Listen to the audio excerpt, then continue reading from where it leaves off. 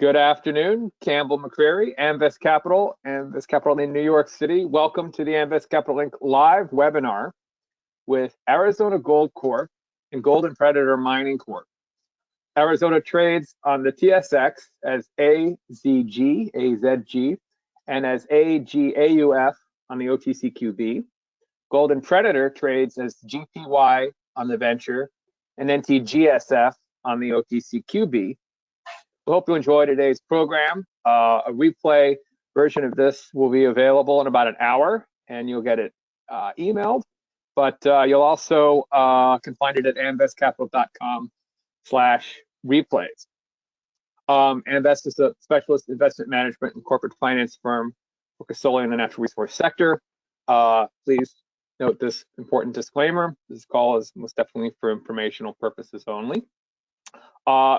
Very pleased to have with us today Giulio Bonifacio, the CEO and Director of Arizona, and Bill Sheriff, Chairman of Gold and Predator. So gentlemen, if you want to turn on your webcams, see the screen, and tell us the exciting news that was announced yesterday afternoon after the close.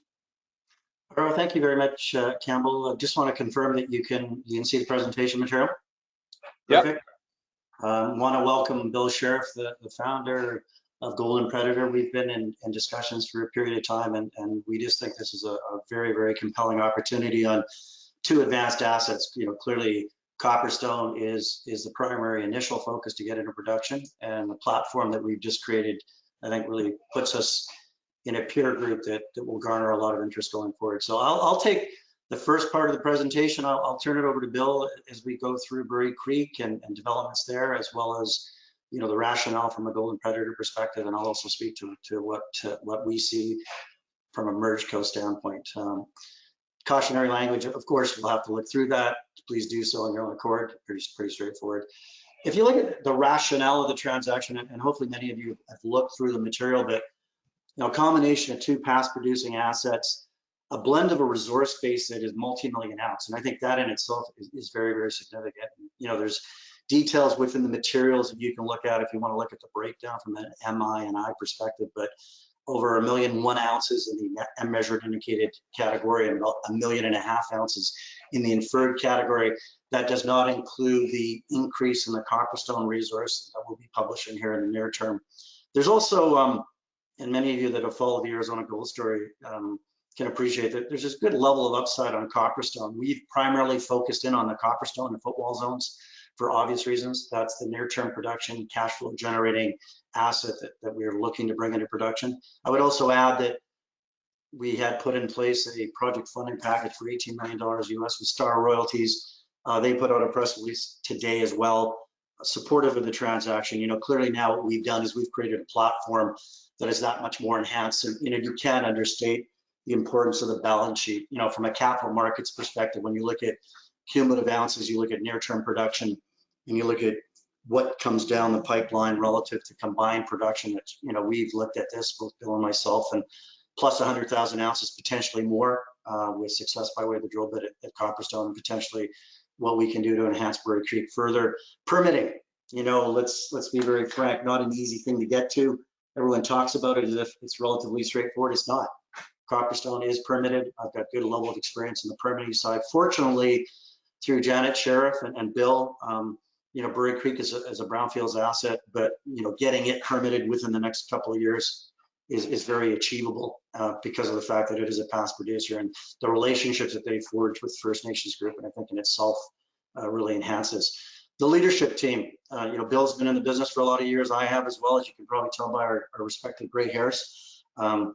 And then recently at Arizona Gold brought on John Galassini, and I would simply say, look at his bio, look at his background, and you know, from an execution perspective, bar none.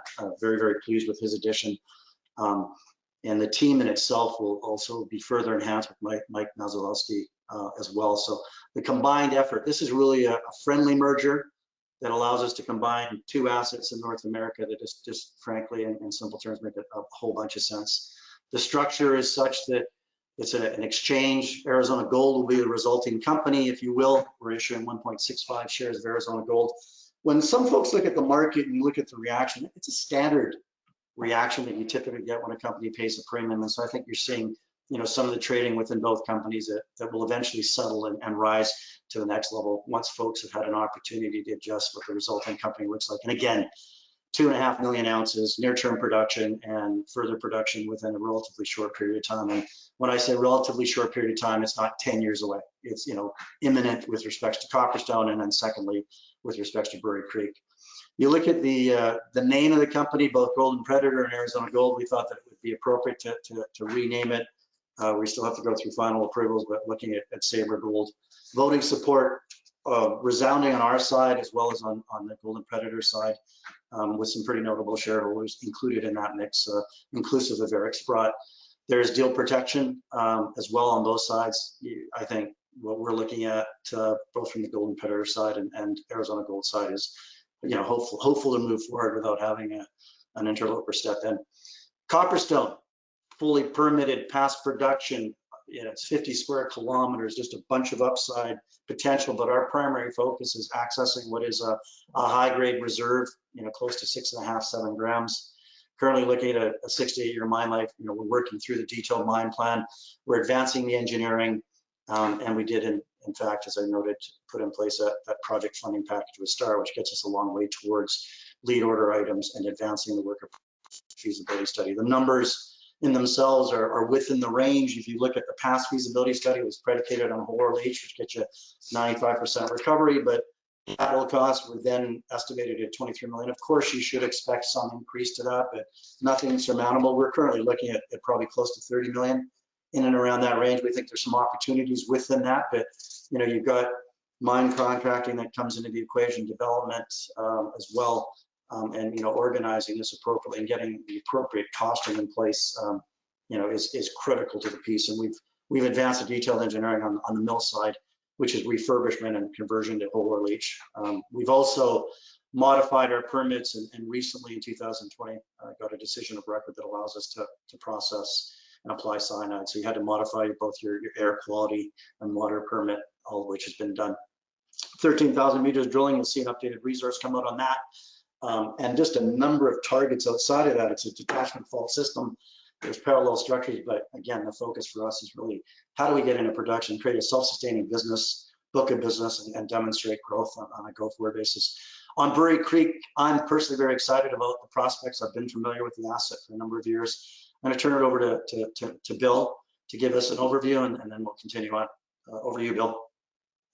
Thanks. Brewery Creek and Copperstone are not dissimilar. They were both successful open pits, a couple decades ago, and both have seen a lot of exploration since, but really just touching the tip of the iceberg on the exploration.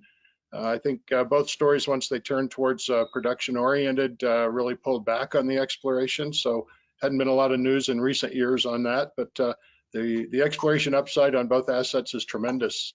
At Brewery Creek, we've got a huge land package. We'll be putting out the feasibility study here in the next few weeks. I would anticipate certainly within the next month, and you'll see that it has enlarged the footprint of the operation. And while positive, it is going to require some additional permitting. And Julio had mentioned that is within the 2-year time frame. We feel comfortable with that. We will be going back through YESA to meet with that requirement, and then hopefully be able to put it in production on the back of Copperstone.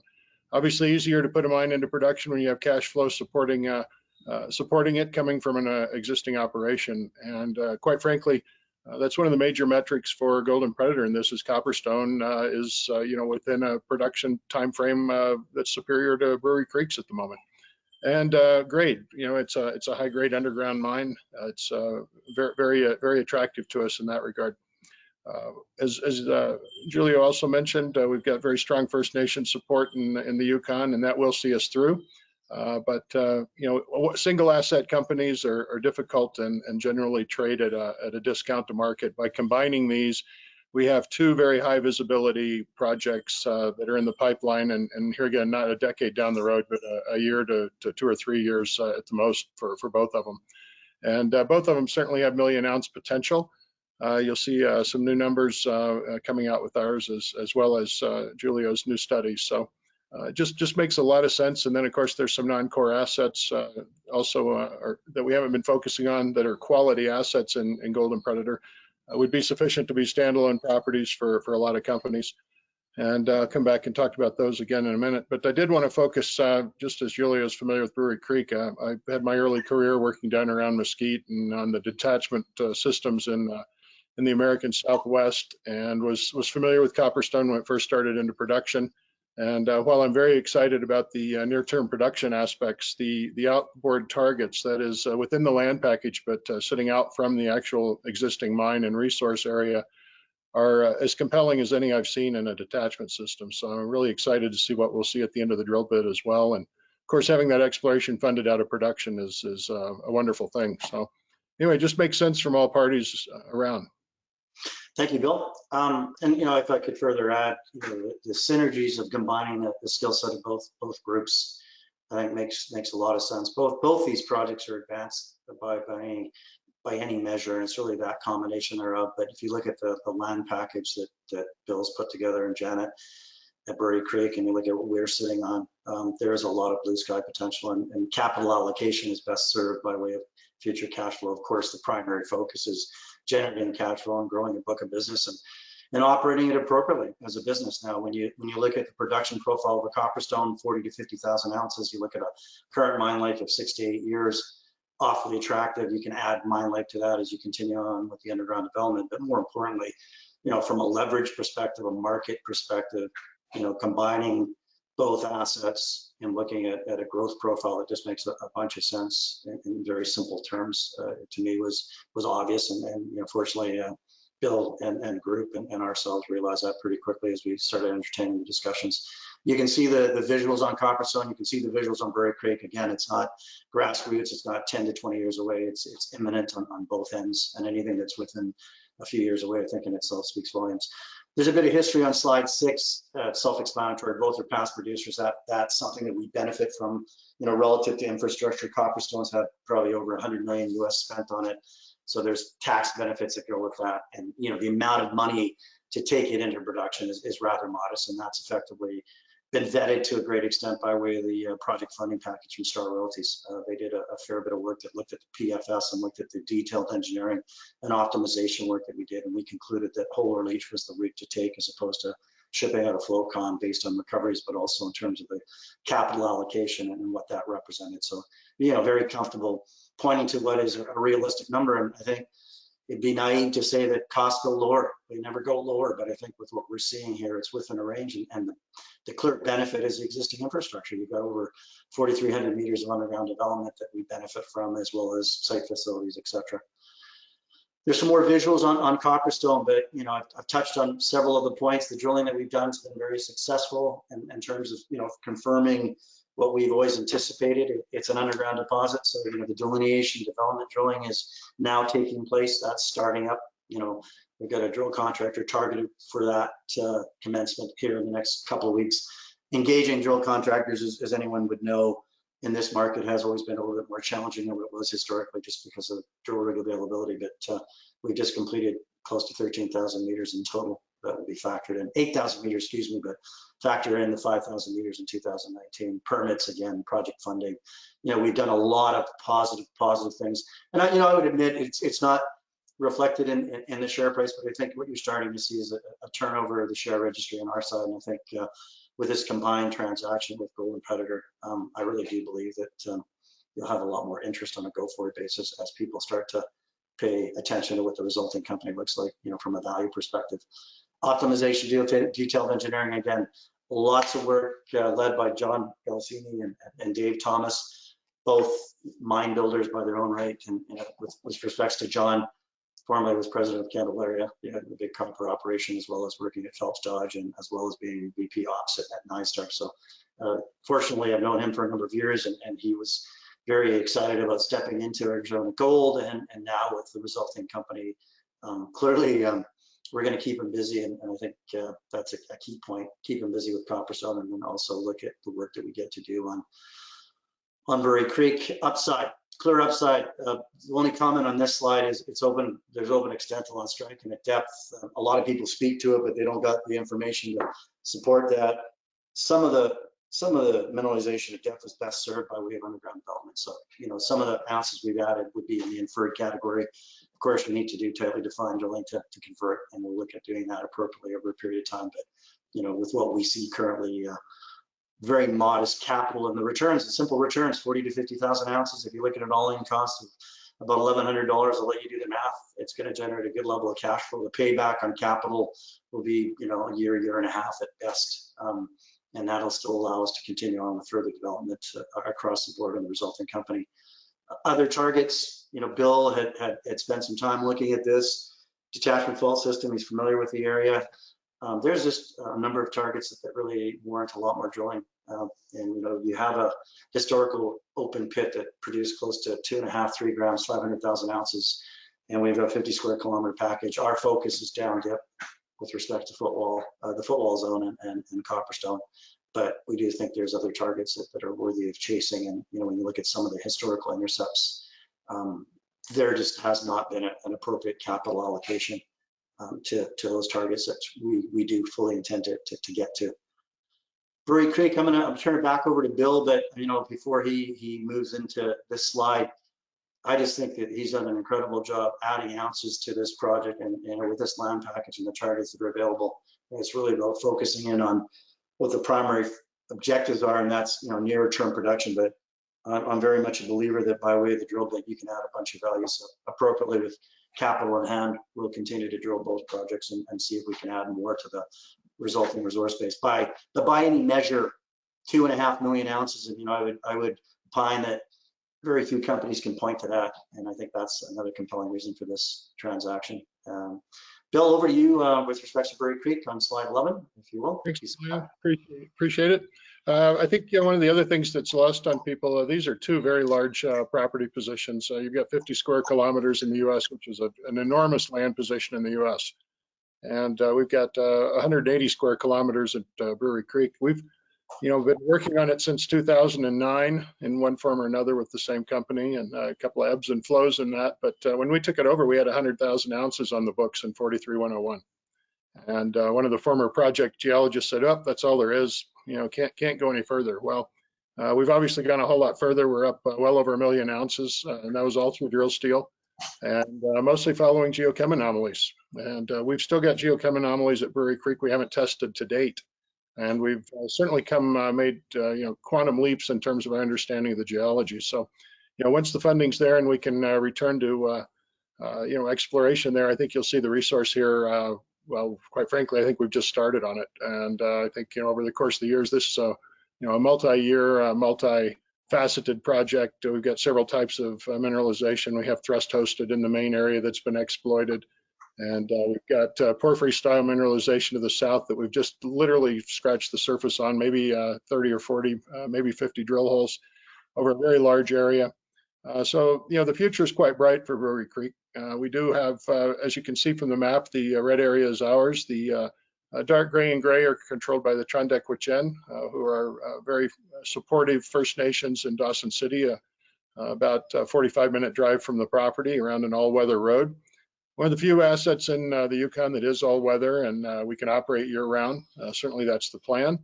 As I mentioned, the licenses that are in place now that expire in December covered a rather modest sized operation in the old mine area. And we'll be going back into permitting to expand that to fit the terms of the feasibility, and then as well. We'll also have quite a bit of inferred resources that one of the first jobs up there will be to convert them to indicated.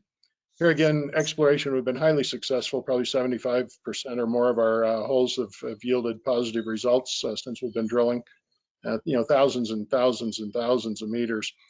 But we've also had an enormous success at converting those inferred to indicated and measured. It's a very predictable system, and so we look forward to that. Might head on with that. Next slide. Next slide. Sure. And yeah, this just kind of gives you an idea of why we're so optimistic about that. Keep in mind the scale. You know, the thrust faults on the left that are between the northwest, these are 6 kilometers to 8 kilometers long. So this is a huge system. Many of these ore bodies have coalesced into single pits, which will have a major benefit in terms of the economic extraction or further development of it. You can also see to the southerly part big porphyry areas. But more importantly, if you look on the right side, these geochem anomalies, they fit these structures like a glove. And of course, this is a simplified view, but you know, it has not, if you look to the northeast and to the southwest, virtually those entire large soil geochem anomalies have been only marginally tested. So there's a great deal of upside left here, and a pretty healthy resource to start with, being well over 1 million ounces. So pretty exciting potential, especially when you look at not having to have the big funding burden that you would have going at it alone, by having the cash flow coming off of Copperstone. So it's a pretty exciting project. Next, please. Here again, we've got the economic study coming out. We'll be submitting plans to YESA for the larger mine plan, et cetera.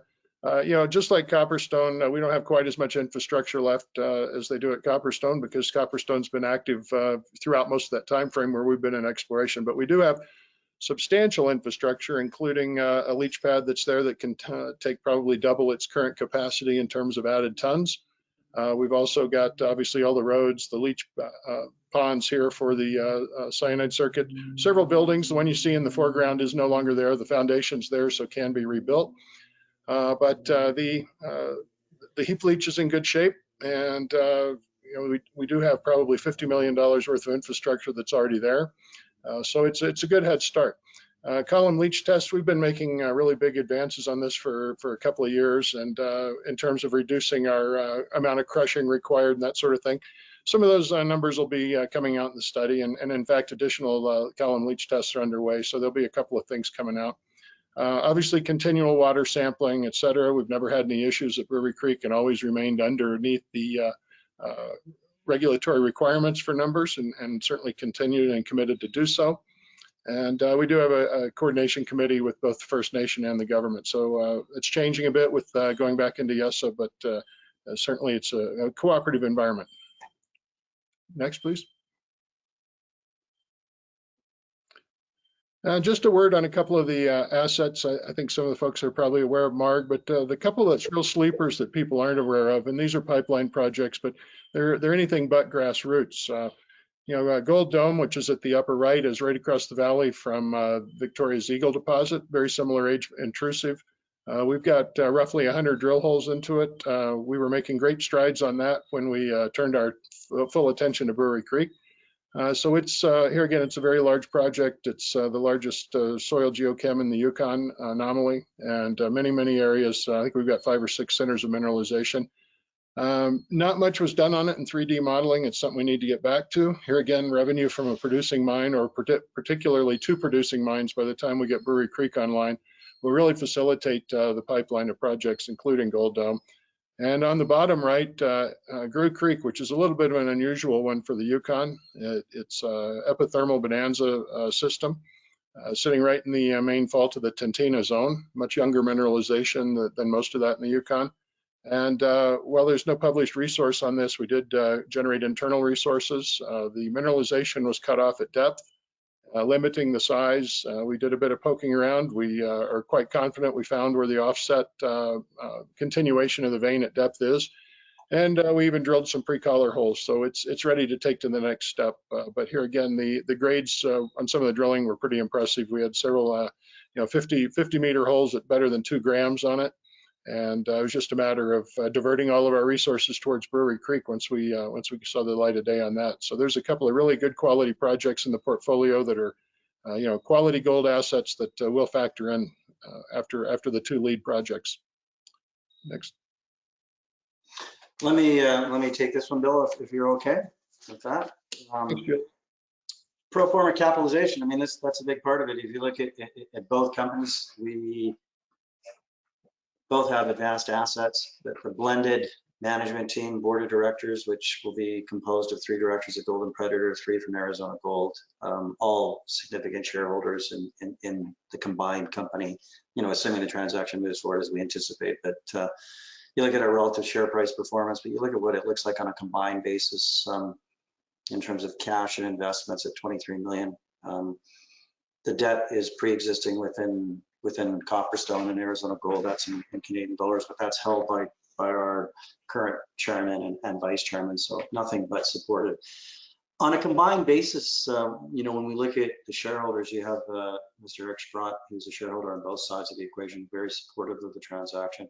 It really gets back to, the resulting platform and what this ultimately represents. And I think the composition in itself, when you look at the resulting share registry, it'll be approximately 45% Gold and Predator and 55% Arizona Gold. So truly a merger of friendlies and something that, again, as I said, creates that platform. In terms of the combined board manager, touched on a few of the individuals. Stefan Spears has been a director of Gold and Predator for a number of years and is also currently with Yukon Mining. Tony Liesks is chairman of Star Royalties, which, as I noted, is a group that gave us an $18 million US funding package after an extensive due diligence review that was done over a 2 to 3 month timeline, and so clearly they're very supportive. So having him come across on the combined entity, I think makes a bunch of sense. Fahad Tahami is our current chairman. He'll stay on as a director, as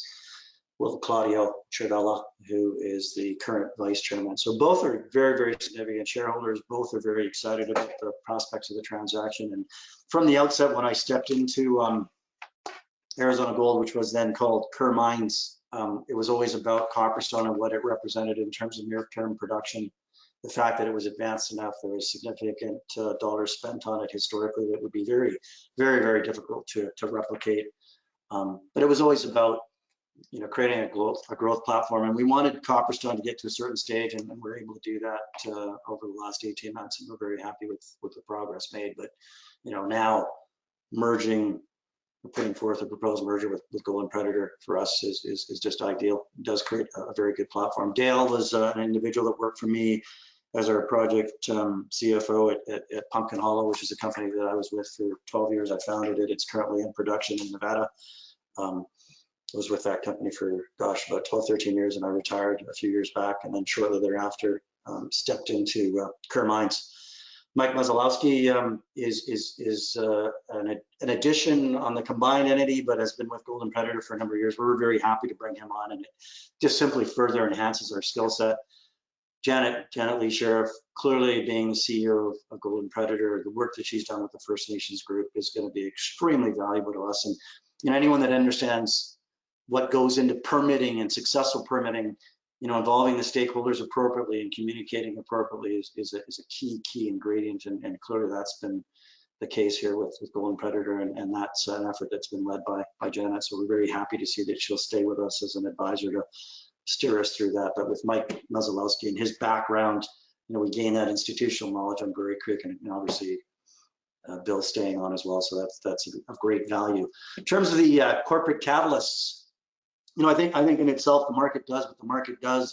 Context of the market is such that you see gold off today, all golds are off. Very typical when you do transactions like this to see the arbs trade on both sides of the equation. So that'll settle in, but for my way of thinking, it's just a fantastic opportunity on a go-forward basis in terms of what it represents, global ounces as well as near-term production and near-term permitting on Brewery Creek.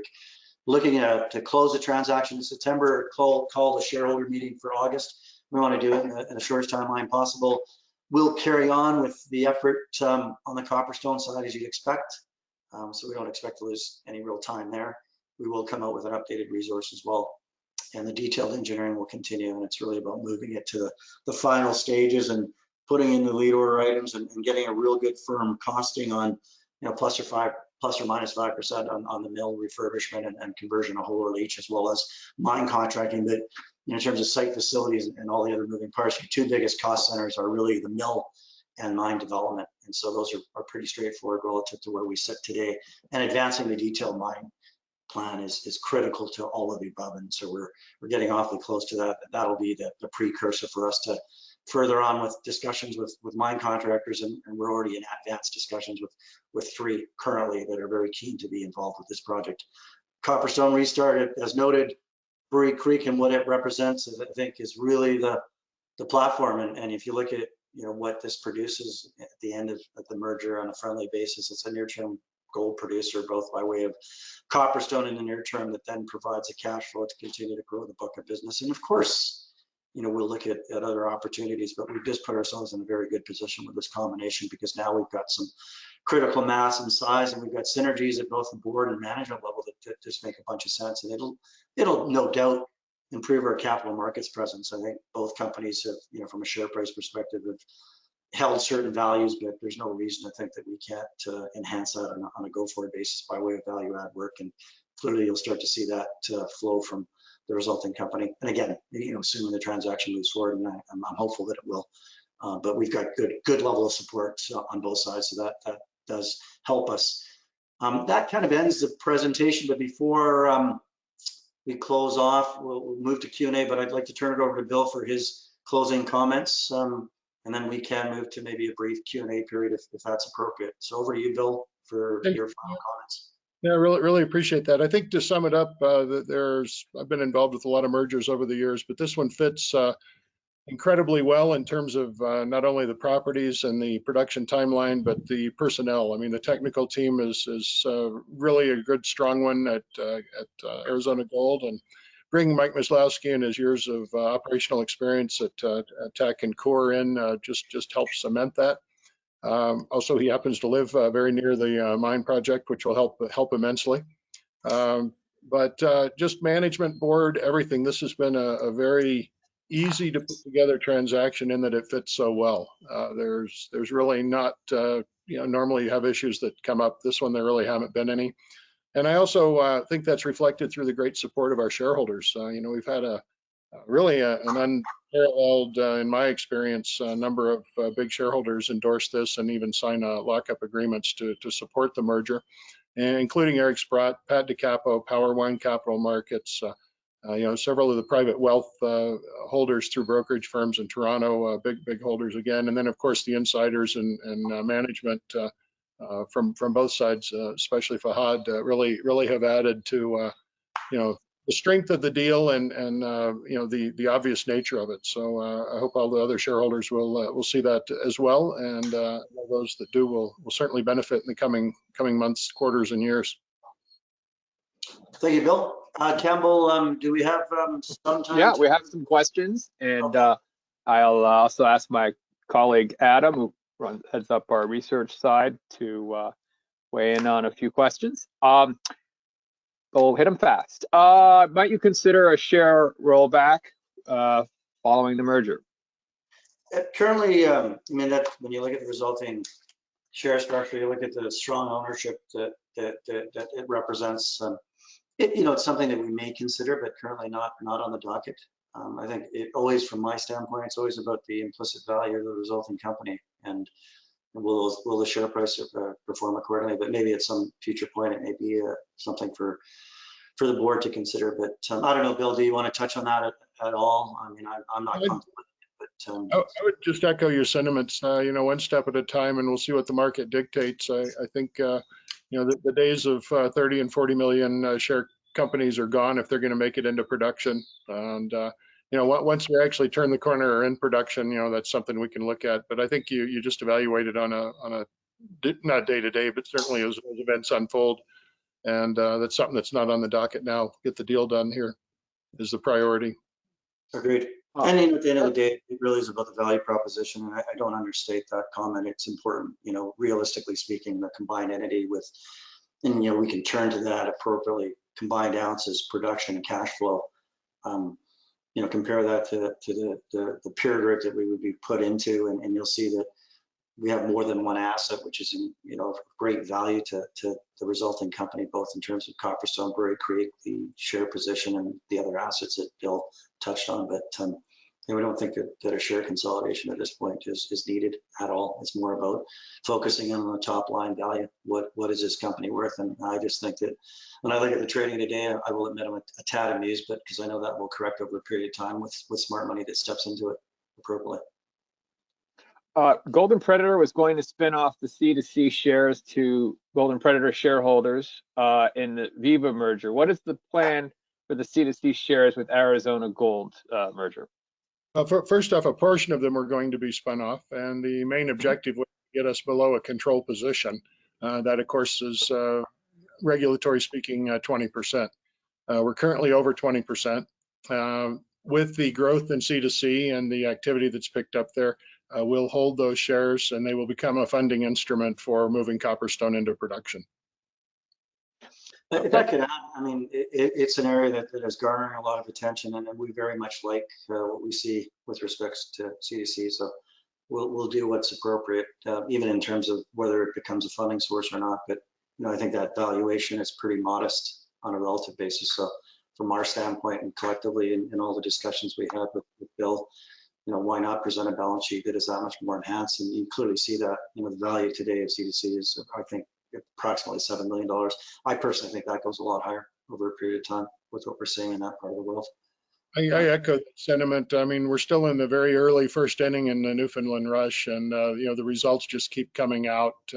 Now you've got 2 kilometer step outs at the main player there. Then you've got Lab Gold with a big discovery, and C2C has one of the commanding land positions along the major structures. So I think the best days are ahead for it. So clearly a significant asset for the company going forward. And we'll do what's most appropriate, and getting ahead of ourselves and looking at liquidating that position makes from my perspective, and it's not a sole decision but a collective decision, makes no sense. I think it's a position that we want to hang on to for lots of different reasons appropriately, and consider what makes sense for the combined company. Carry on, Campbell. Next question. Sure. Can you give a rough estimate of when Brewery Creek could be brought back into production? Well, I think you're in for a couple of years of permitting. Just point blank, we've got areas that were not permitted that are going to be part of the study and part of the mine plan going forward. The licenses were old. Some of the provisions, it was difficult to work them. So, we'll be going at it right through YESA permitting. So a couple of years of permitting. So you're probably looking at 3 years, best case to get Brewery Creek into production. But we don't anticipate nearly the delay of many of the projects just because of the amount of data we've got, the amount of effort we've put in on our licensing and our amendments. And in terms of historical environmental data, if we've got going on 30 years of continual data backing up the project. So the brownfield nature of it makes it a very sound project. The First Nation support is undeniable, and quite frankly, we would be in a world of hurt without it. So we're very happy to have them pushing alongside us. But it's with the new areas, it's going to require going in and doing the YESA permitting.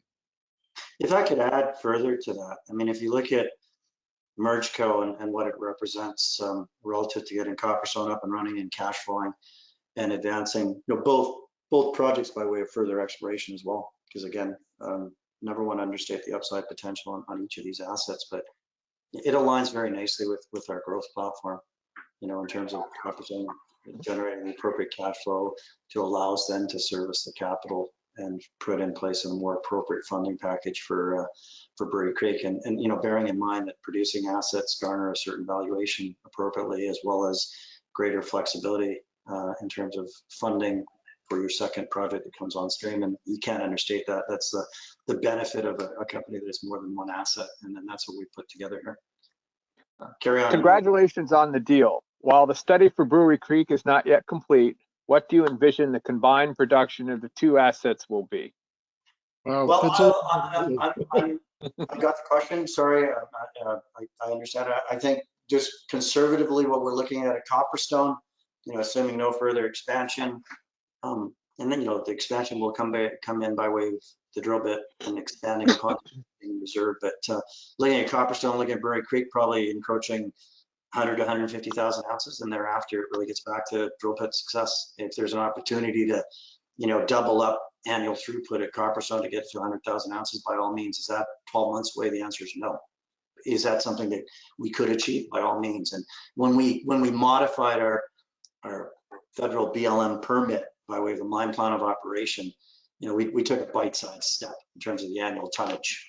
So we can enhance that. It's a minor modification, but in the end of the day, it really does get back to what's the additional capital needed to look at expansion. We've factored that into the design of the mill. And then secondly, the amount of additional ounces that we need to bring in place to justify further growth. And then on Brewery Creek, I think with the package that you have in front of you, and you look at what's currently included within sort of the oxide portion and the sulfide portion, how much of that inferred oxide comes into M&I, and then how much of that factors into your resulting reserve, and that's all being looked at. So I just think there's a real good growth platform here on both projects that could get us to, you know, well above 150,000 ounces. Now, again, I realize that is predicated on a lot of success, but, you know, bare bones conservative estimate 125,000 ounces, I guess, is sort of the short answer. I think both projects will probably see good incremental growth, but starting at about 50 and 70, and that's right in, you know, exactly what we're talking about, and leaves some room for you know, some growth when you're first starting up. But you know, I think the profile going forward is quite good. Both projects could show substantial expansion over the years with the right capital and the right gold markets. Great lead into my next question. Sounds like there is great exploration potential at both projects. Which project will be prioritized, if in fact one will be prioritized? Yeah, from my standpoint, again, a decision that gets made based on the information and the data, but it's more about capital allocation, right? Primary focus being Copperstone, taking it forward and then allocating appropriately on a go-forward basis. And you know, we just think that there's a, you know, as Bill's sort of provided an overview on, there's just a number of opportunities that are worth following up at Brewery Creek and, you know, Copperstone. You know, there's a slide contained within this material that you can look at that points to a number of targets. So it really gets back to disciplined approach, systematic development of each of the assets, but also capital allocation drives it more than anything else. Okay. Adam?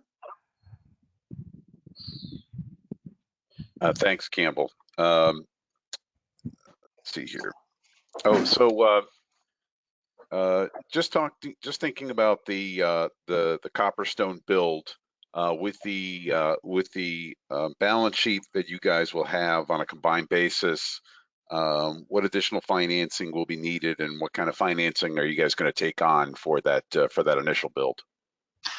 Well, I think you know, the first order of business is nailing down in a very systematic way what that cost is going to be. You know, I kind of gave you a sort of a broad brush estimate at 30 to, you know, in the $30 million range. And so when I backtrack cash on hand and I backtrack the balance sheet, there's going to be probably a need for an additional tranche at some point, but there's not a pressing need. You know, again, when you look at the share registry, you look at, you know, the simple way of looking at it, there's a lot of smart money in the deal. I'm not one to dilute at silly price points. And so I think you'll find that we'll do it appropriately at the right time. And is it going to be in a significant amount? The answer is no. It's going to be pretty modest. Now, what we end up doing with the security position is something that could in itself provide the funding shortfall if there's an appropriate opportunity. But, you know, when you look at the position that we have in Seabridge and C2, I just think doing it at the right time and deciding what that and how that fits in is pretty critical. So there's no pressing need for us to raise money, but yeah, there's going to be a need, like any company. There's always going to be a need for capital, but it's not going to be insurmountable. And, you know, at the right time is sort of my primary focus, and it's not the right time. I think we're both grossly undervalued. We just are.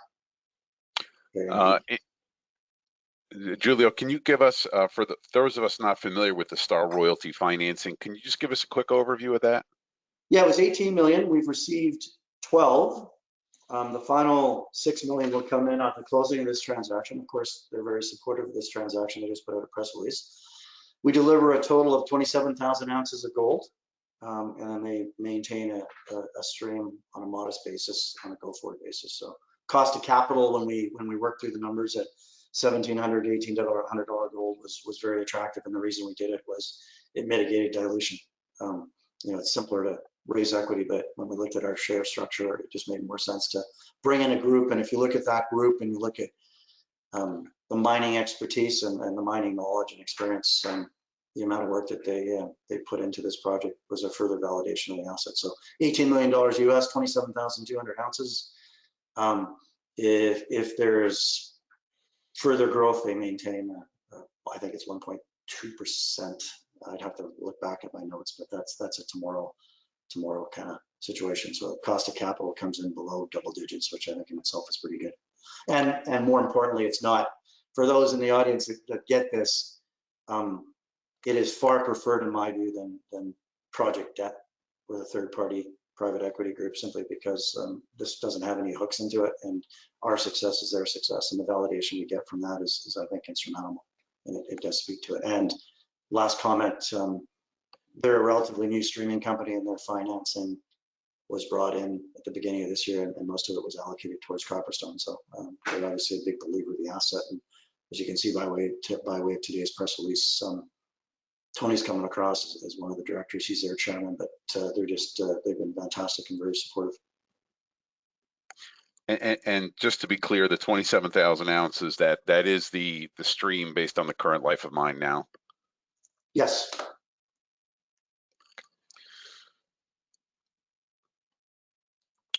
And with that arrangement, do you have the capacity to take on additional debt, or does that financing limit you to any additional debt financing? You always have that capacity, but then you have to move into discussions with your creditors and put in place intercreditor agreements, and then you get into a who goes first type discussion.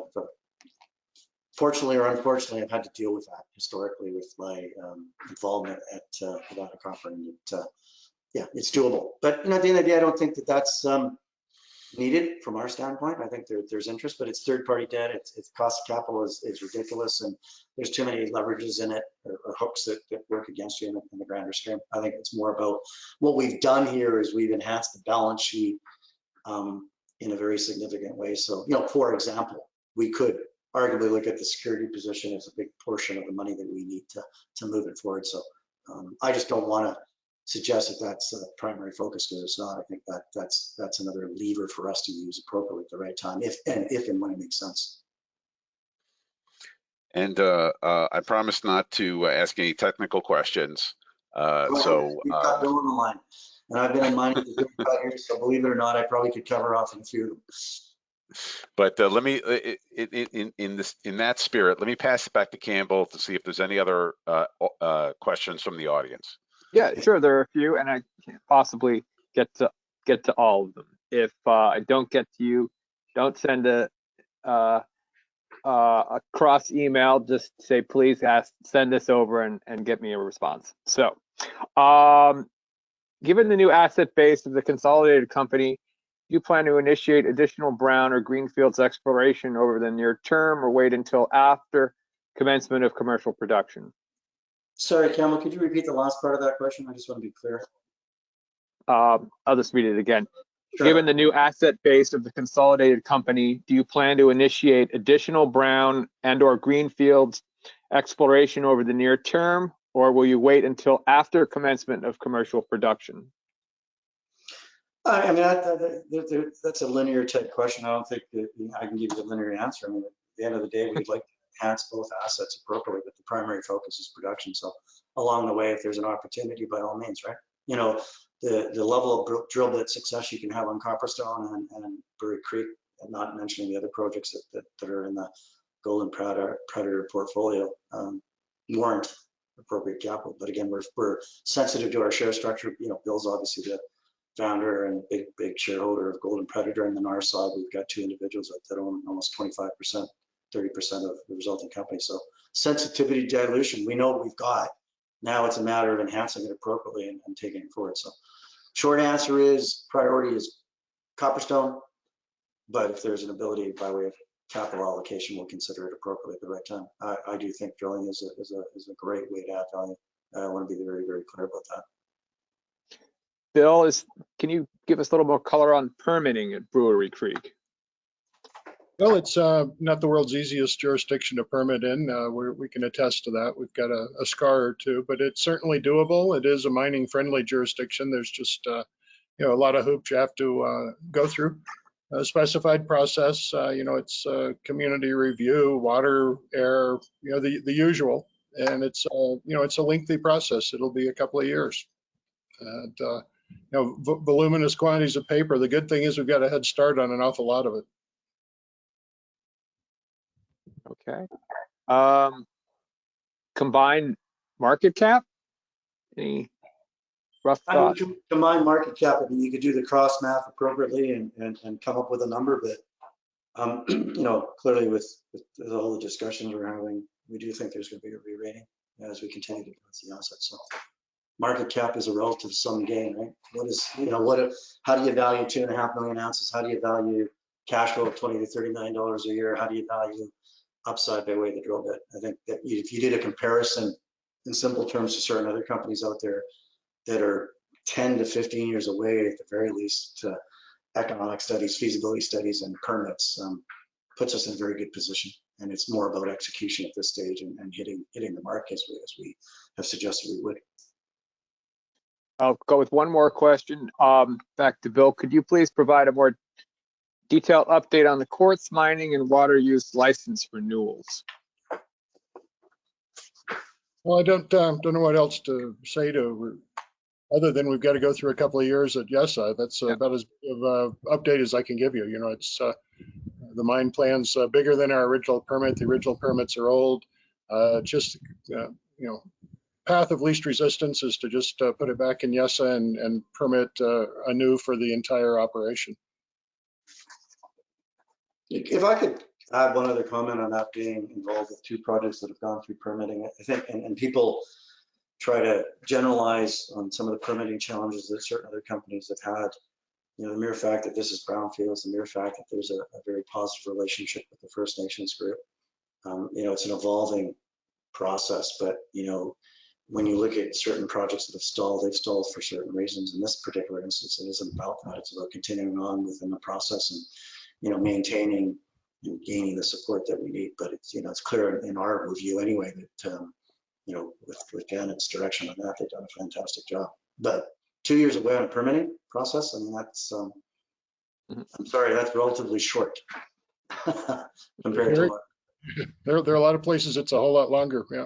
or if at all. And a lot of it gets back to one simple common factor, and I speak very clearly on this: the amount of opposition. If you have a whole bunch of opposition, it is going to delay the process. Pumpkin Hollow permitted within record time, Copperstone within record time, as well as the recent modifications. Now, Brewery Creek, it's, from our review, there's work to be done without a doubt, but very achievable within what is a very realistic time frame. And that's a key point, very, very key point. All right.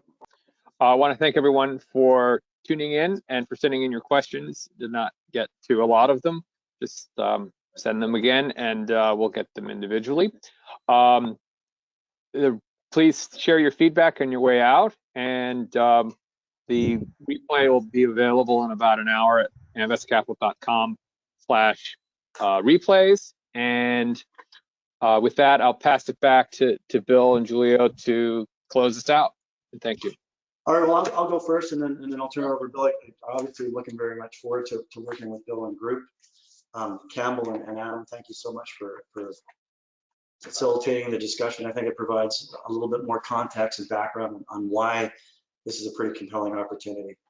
Other than that, it's now over to us to execute, close the transaction, and move forward appropriately, and demonstrate good returns for all our stakeholders, which is clearly the intent. We've all got, as they say, significant skin in the game, albeit I'm a bit newer to Arizona Gold and some of the other fellows. I've still got a significant amount of skin in the game on this particular transaction, and so I'm very focused in on what we need to do, and very pleased that I've known Bill for a number of years, but very pleased that I get to work with him and see how we grow this thing further.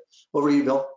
Thanks, Julio. I think thanks to Adam and Campbell, of course, and all of the attendees. I'm just quite frankly excited with the new team. I'm excited with the combination. As I said, I've known of the original asset Copperstone for longer than any of us would like to admit, since it was first incarnated, actually, when I think it was Amoco and then Cypress. But obviously I've known Julio for a long time and been aware of his accomplishments. I just can't emphasize how well the teams fit together in terms of outlook, approach, and I think that's going to result in some superior results. So it's the dawning of a new day. I think exciting times for all our shareholders. So thank everyone. Thank you. Good day. Thanks, everyone.